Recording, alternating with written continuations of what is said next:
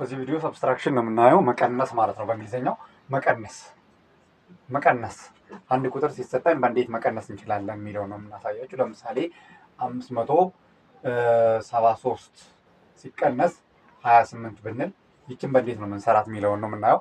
ስለዚህ መጀመሪያ የምናደርጋለን ይችኛዋ ከ3 ላይ 8 መቀነስ ስለማንችል ከዚህ ከ7 ወደ 3 አንድ እናበድረዋለን።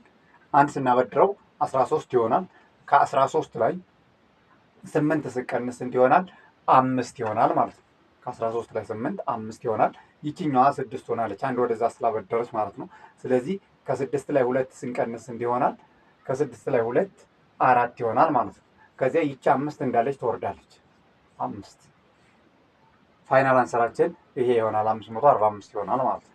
እሺ ሌላ ብንወስድስ 1380 1348 ሲቀነስ 280 ይችን መቀንሳት ምን ይሆናል? ፋይናል አንሰራችን የመጨረሻ መልሱ የሚለውን ነው የምናየው። ስለዚህ ምን እናደርጋለን? 8 ሲቀነስ 0 8። እሺ 4 ላይ 8 መቀነስ አንችልም። ስለዚህ ምን እናደርጋለን? ከ3 ወደ 4 አንድ እናበድረዋለን ማለት ነው። አንድ ስናበድረው 14 ይሆናል። ከ14 ላይ 8 ስንቀንስ 6 ይሆናል። እሺ ይችኛዋ 2 ሆናለች ማለት ነው።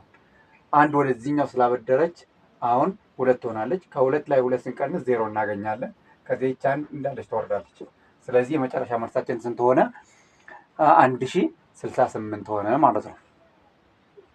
ይህን ይመስላል መቀነስ። ማንኛውም ሂሳብ መማር የምትፈልጉ ተማሪዎች በቀጥታ ስክሪኑ ላይ በምታዩት ስልክ ከታች በምታዩት ማለት ነው በዋትሳፕ ቴሌግራም ላይ ብታናግሩን፣ ዙም ላይ እንዲሁም ጎግል ሚት ላይ ቀጥታ ላይቭ ከመምህራችሁ ጋር እየተያያችሁ የምትማሩበት ፕላትፎርም አለ። ከሀገር ውስጥም ከሀገር ውጭም ያላችሁ ተማሪዎች በዚህ ፕላትፎርም ቀጥታ የሚያስፈልጋችሁ አንድ ስማርት ስልክ ብቻ ነው የሚያስፈልጋችሁ። ከዚያ በኋላ እኛ ያለውን ነገር ጋይድ እናደርጋችኋለን። የምትማሩበት ፕላትፎርም ተዘጋጅቶላችኋል ማለት ነው። ማንኛውም ተማሪ ከሀገር ውስጥም ከሀገር ውጭም ያለ ተማሪ መማር ይችላል። ላይክ፣ ፎሎ፣ ሼር ማድረግ እንዳትረሱ። ቴንክ ዩ ሶ ማች